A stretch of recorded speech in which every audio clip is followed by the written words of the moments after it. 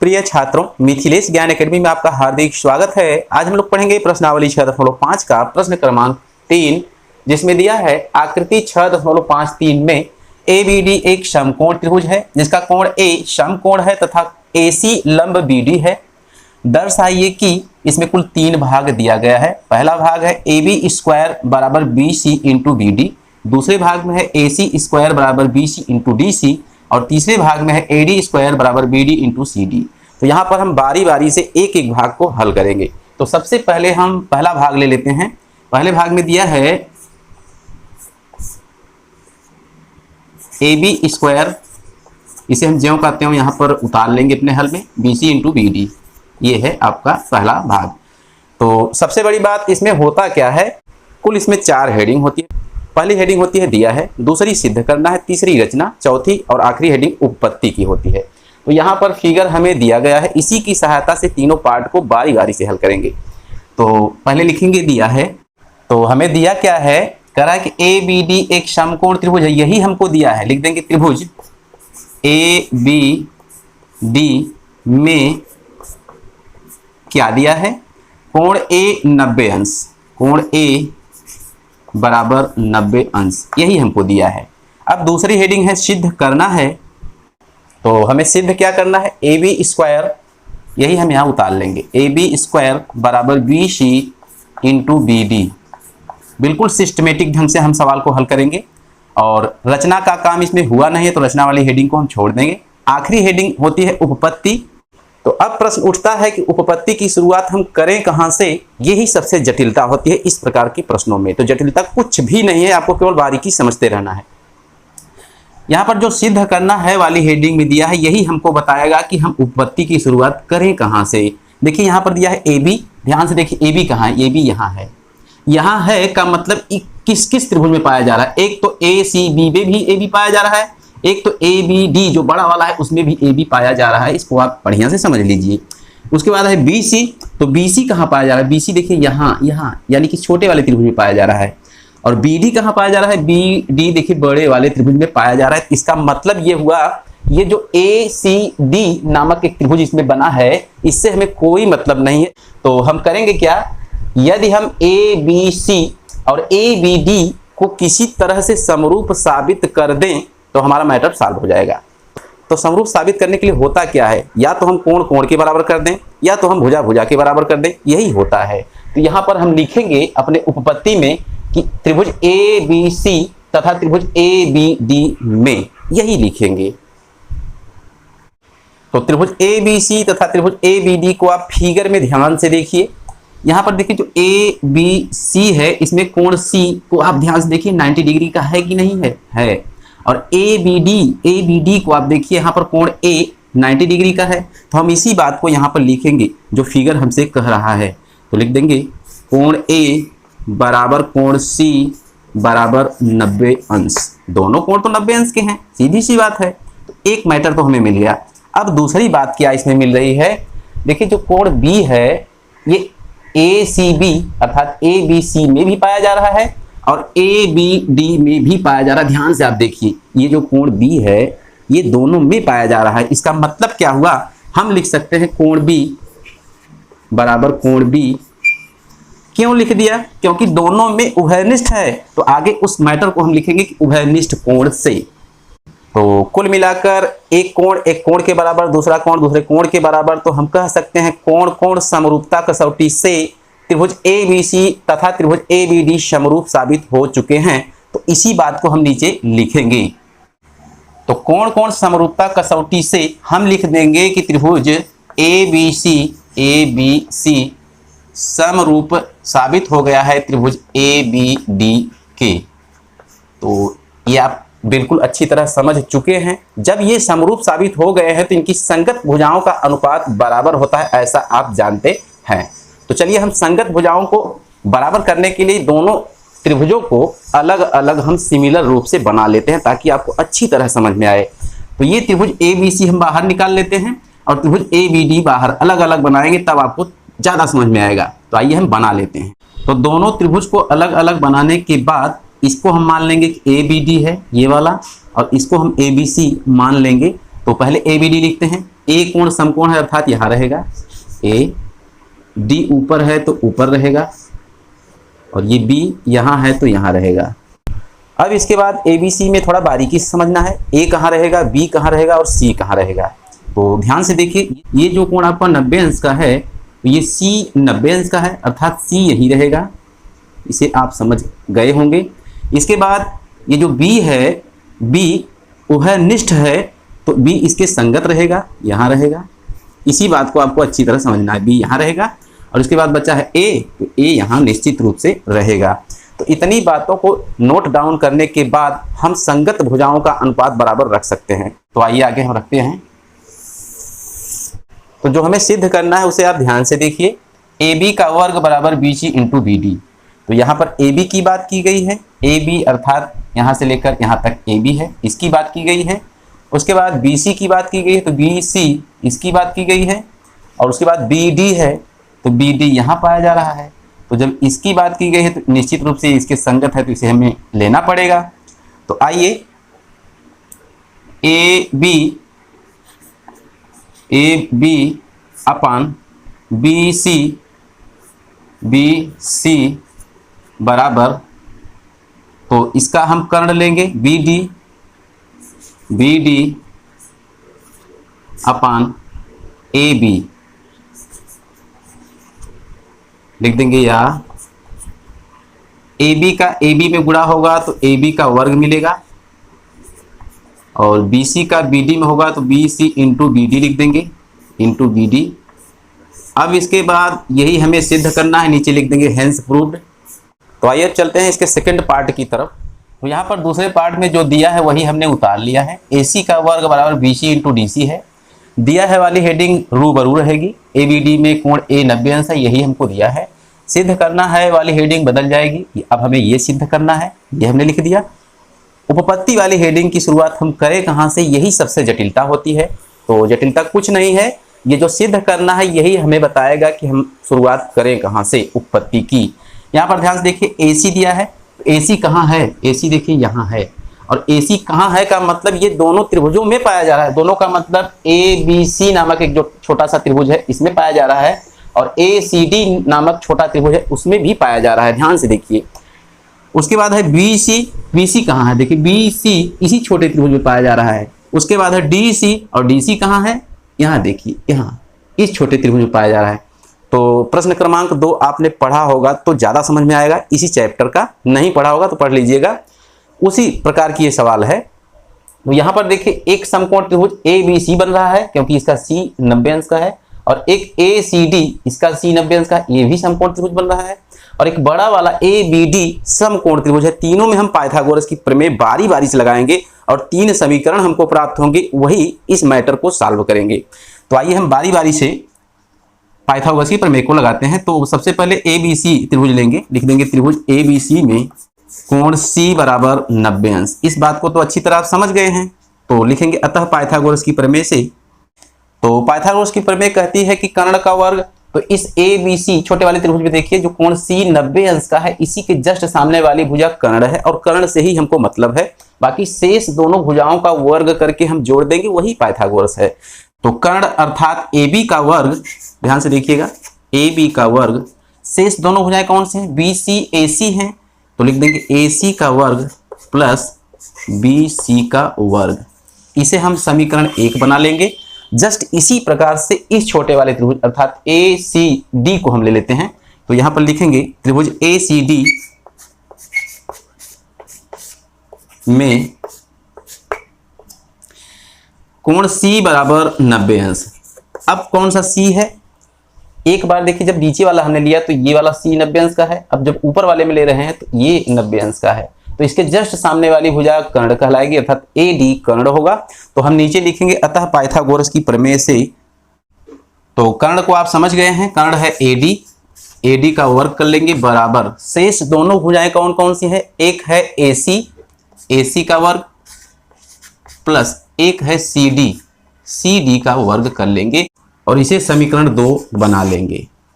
तो ध्यान से देखिए, एक बार हमने छोटा त्रिभुज ए बी सी लिया, एक बार छोटा त्रिभुज ACD लिया। अब बारी है बड़े वाले समकोण त्रिभुज की। बड़ा वाला कौन सा है? ABD, और इसमें कोण A 90 अंश का है, तो ये 90 अंश के सामने वाली भुजा BD है, इसका मतलब ये कर्ण हो जाएगा।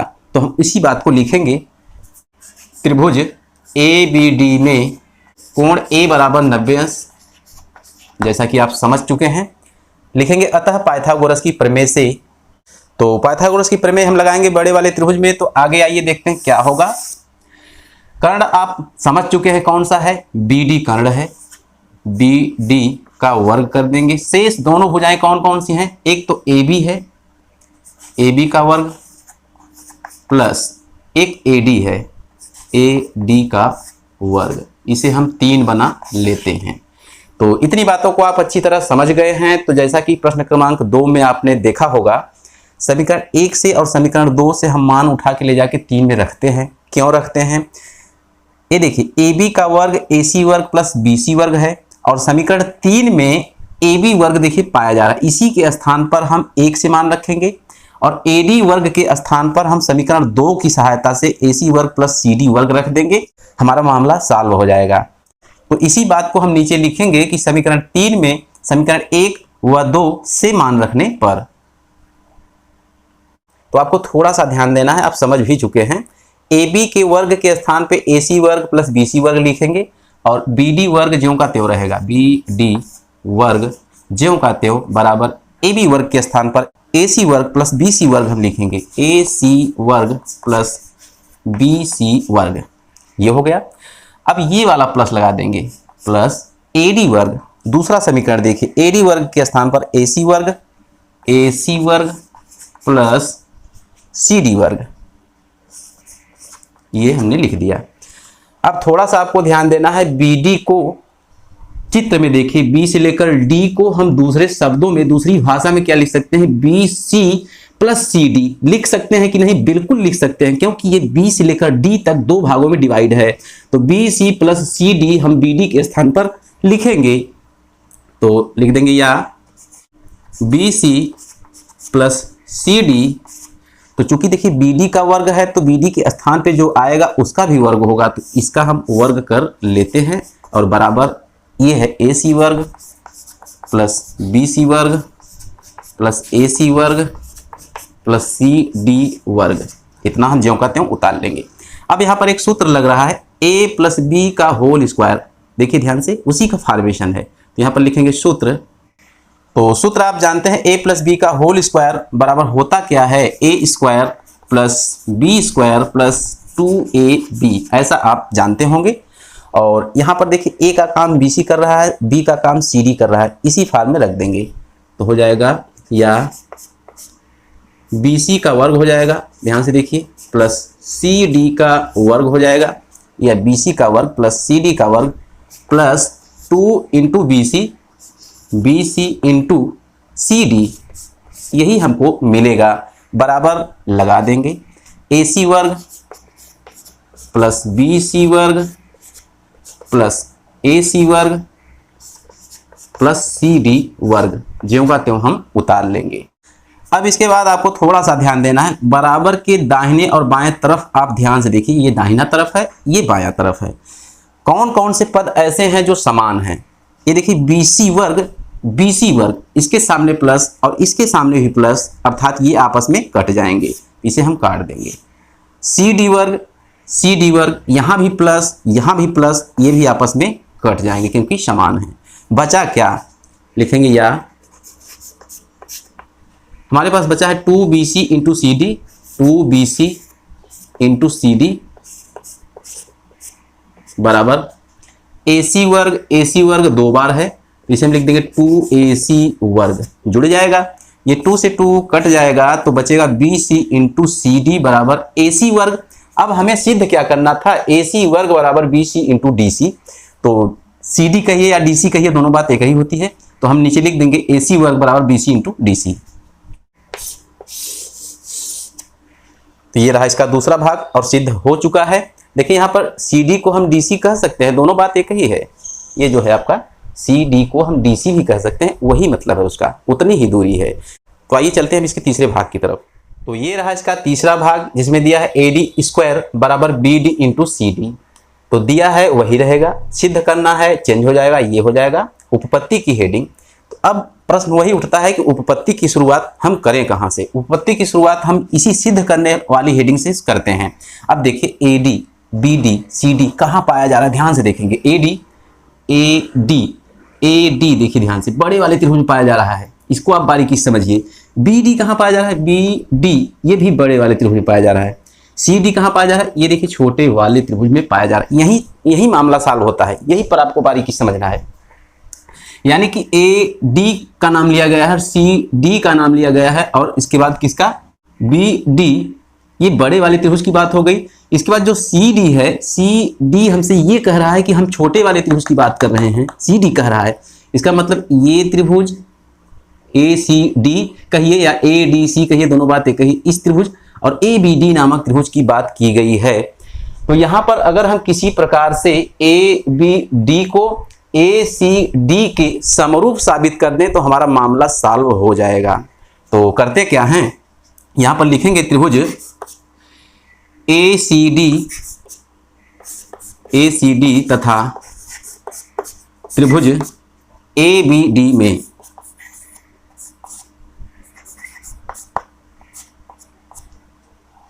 तो ACD तथा ABD में क्या हम देखेंगे, हम ध्यान से ये देखेंगे, ये जो देखिए कोण C है, इसमें ये C 90 अंश का है, और बड़ा वाला जो ABD है इसमें A 90 अंश का है। ध्यान से देखिए, तो हम लिख सकते हैं कोण A बराबर कोण C, बिल्कुल लिख सकते हैं। तो यहाँ पर लिखेंगे कोण A बराबर कोण C बराबर 90 अंश लिख देंगे। तथा क्या लिखेंगे, ये जो D है, ध्यान से देखिए D को, ये जो D है ACD में भी पाया जा रहा है और ABD में भी पाया जा रहा है। इसका मतलब ये कोण उभयनिष्ठ है, तो दोनों में बराबर होगा। तो नीचे लिख सकते हैं हम कोण D बराबर कोण D, आगे लिख देंगे रीजन इसका उभयनिष्ठ कोण। तो इन दोनों बातों को आप अच्छी तरह समझ चुके हैं। होता क्या है, एक कोण के बराबर, दूसरा कोण दूसरे कोण के बराबर हो गया, तो हम कह सकते हैं कि कोण समरूपता कसौटी से त्रिभुज ACD और त्रिभुज ABD समरूप साबित हो चुके हैं। तो यहाँ पर हम वही बात लिखेंगे। तो कोण समरूपता कसौटी से त्रिभुज ACD, ध्यान से देखिए, त्रिभुज ACD समरूप त्रिभुज ABD ये साबित हो चुका है।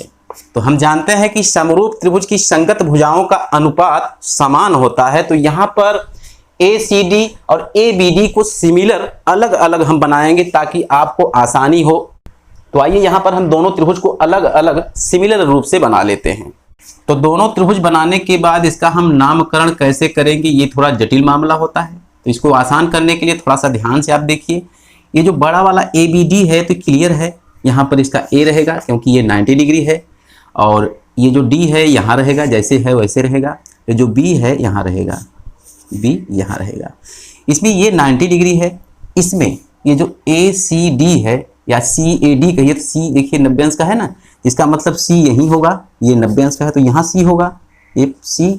और इसके बाद अब A और D की बात है, तो D दोनों में उभयनिष्ठ है। इसी बात को बारीकी से समझिए, D दोनों में उभयनिष्ठ है तो निश्चित रूप से D यहाँ रहेगा, ये यहाँ रहेगा। अगर गलती से आपने D को नीचे लिख दिया तो आपका पूरा मामला खराब हो जाएगा, गलत हो जाएगी सवाल। तो D को हम यहाँ रखेंगे। अब बचा है केवल A, तो A निश्चित रूप से यही रहेगा ना। अब ये हो चुका है इसका फॉर्मेशन। अब हमें करना क्या है कि संगत भुजाओं का अनुपात समान दिखाना है। तो सिद्ध क्या करना है, इसको हम थोड़ा देखेंगे। AD देखिए, AD कहाँ है, ये अगर इस भुजा को हम इसमें लेंगे तो इसमें भी इस भुजा को लेना पड़ेगा। इसके बाद है BD कहाँ है, BD यहाँ है, ले लिया है हमने। इसके बाद है CD कहाँ है, ये रहा आपका CD। तो इस भुजा को हम लेंगे तो इसको भी लेना पड़ेगा। तो इसका मतलब AC और AB से कोई मतलब नहीं है। तो आगे हम क्या लिखेंगे, AD अपान CD कहिए या DC कहिए, दोनों बातें कही होती है। CD बराबर क्या होगा, इसका कर्ण हमने पहले लिया, फिर इसके बाद ये वाली भुजा ली है, तो इसमें भी पहले इसको लेंगे अर्थात BD को लेंगे, BD और उसके बटे AD लिख देंगे। तो कुल मिलाकर हम लिख सकते हैं इसे या बराबर के दोनों तरफ भिन्न है तो होगा क्रॉस मल्टीप्लाई अर्थात तिर्यक गुणा। तो AD का AD में करेंगे तो हमें मिलेगा AD वर्ग, और BD का CD में करेंगे तो BD इंटू CD हो जाएगा, BD इंटू CD हो जाएगा। तो शायद यही हमें सिद्ध करना था और सिद्ध हो भी चुका है। ध्यान से देख लीजिए, सिद्ध करना है AD वर्ग बराबर BD इंटू CD। तो ये तीनों पार्ट इसके हल हो चुके हैं। आपको अच्छी तरह समझ में आ भी गया होगा। यदि नहीं आया होगा तो आप हमारे कमेंट बॉक्स में कमेंट करके हमसे पूछ सकते हैं अगर कोई दिक्कत होगी तो। आज की वीडियो में बस इतना ही, फिर मिलेंगे अगले क्वेश्चन के साथ अगली वीडियो में। तब तक के लिए धन्यवाद।